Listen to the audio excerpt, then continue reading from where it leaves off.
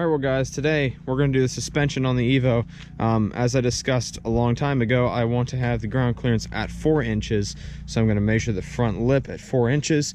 Then I'm going to measure right behind the wheel here to get a distance and match up the rear to that. And that's how I'm going to adjust the rear. Now I got the lug nuts I've actually got the socket and the lug nuts to put on the front wheel, so they're all the same. And I've also got the socket for the rear, which is right over here on top of the 944, along with the rear mud flaps that I still have yet to put on, which will go on today as well.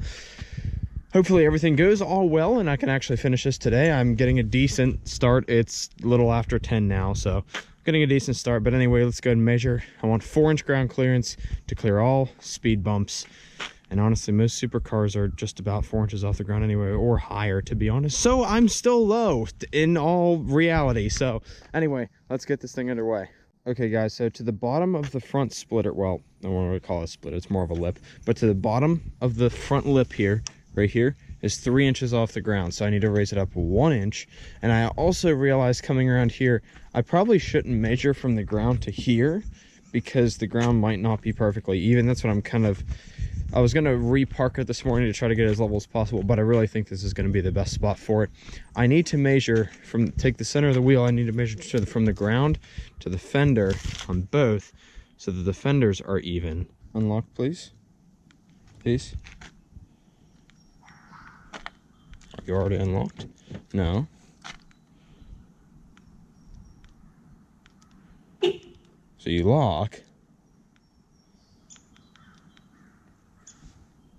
But you're not unlocking.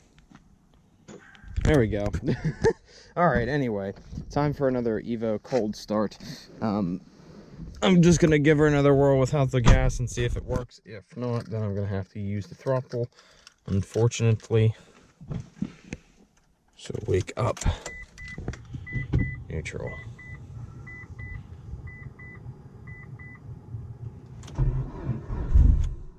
Nope.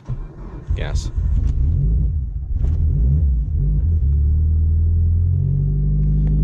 Still don't know what that smoke is. That's gotta be something. That has got to be something. That's gotta be something.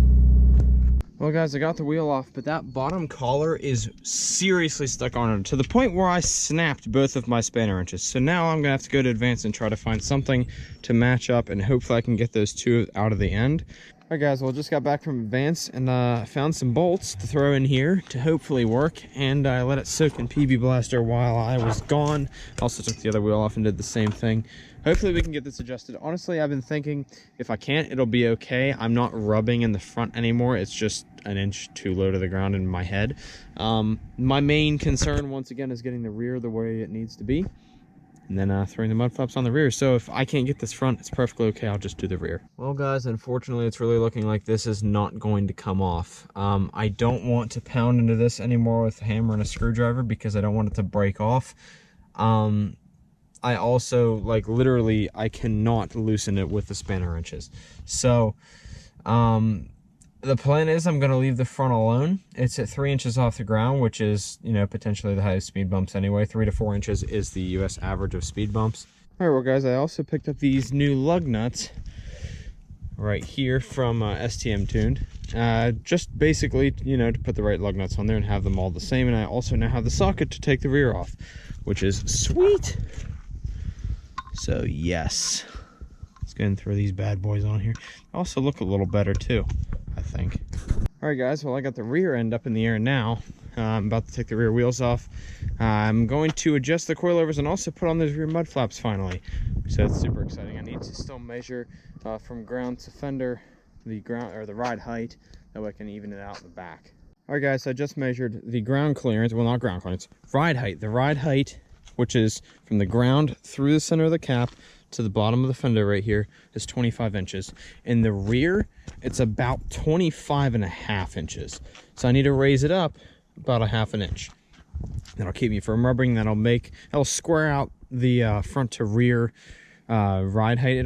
I think it also might add just a little bit of rake onto the rear. It might. I don't know. Right now, the driveway is sloped backwards, so the front might actually have less than normal, and the rear might have more than normal. So it might honestly make it perfect. But I'm going to do raise that up a half an inch on both sides here to make it perfect. And then we're gonna put on the mud flaps. All right, now guys, the jacking point from my reading is actually the rear differential, which kind of worries me, but that's the jacking point, so we're gonna go with it. It's kind of hard to, you know, jack the car up with the bumper. Guys, I am super excited. The rear wheels are finally off. To reveal some, you know, not so bad rust, and then some that's, you know, I don't think that's even metal, but somehow it's rusting anyway. Also reveals the coilovers. I already sprayed them with PB Blaster to get them unfrozen. I'm also going to do the same to the bolts on this side. I already did to the other side. But it looks like the previous owner put tape here to protect that so you can readjust the preload. So that's pretty nice of him. Hopefully I don't snap any spanner wrenches again. That would be great. All right, guys, it is now time for the rear mud flaps to go on, or this side anyway. Basically, it's a Phillips, and then you unscrew them, put the mud flap on them. Bada bing, bada boom, it's done. It's awesome. They also got some washers in here because obviously that's sitting in way deeper than this one, so you gotta kind of fix it a little bit. But yeah, super easy. Thank you, Rock Blocks. All right, guys, well, the rear mud flaps are now on. I can't wait to see what it looks like with the wheels on it. I can't wait to see what the adjusted ride height looks like. So now it's square or a little bit raked to the front. Pretty excited about that. I might actually have to raise it up a little bit more. It looks like that's dropped a little bit lower than the tire is, or the wheel holes are. But now it's time for the other side. Well, guys, I got the preload done on this coilover.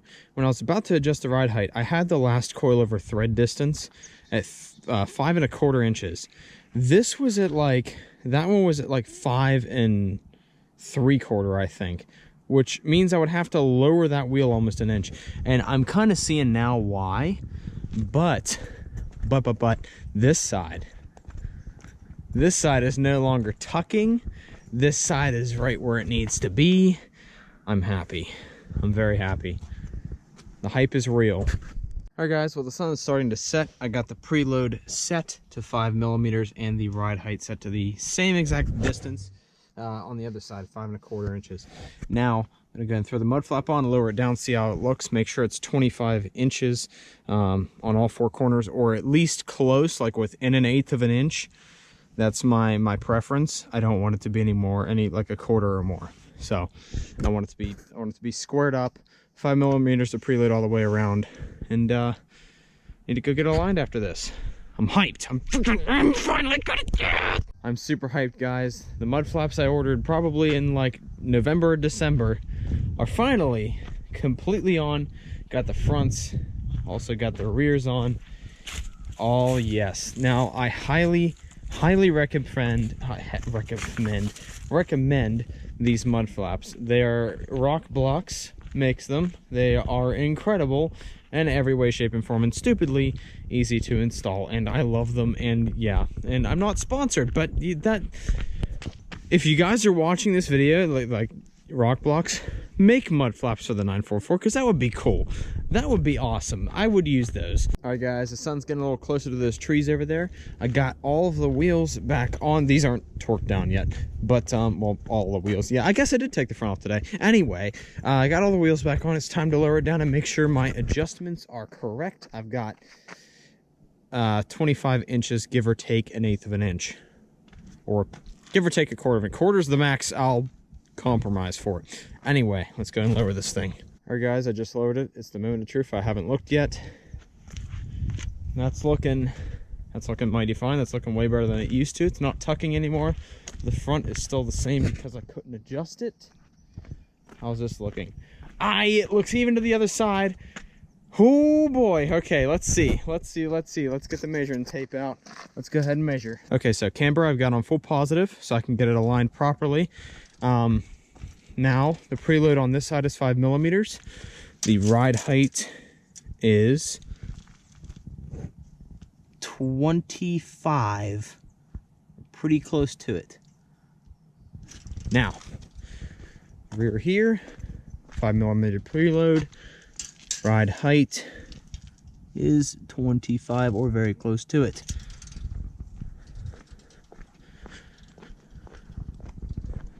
$5 millimeter preload, ride height 25 or very close to it. 5 millimeter preload, Ride height 25. I am hyped. The suspension is finally squared away. 3-inch ground clearance, 25-inch ride height, 5mm preload. All 4 mud flaps are on. Time to go get this thing aligned and get it fixed. Yes!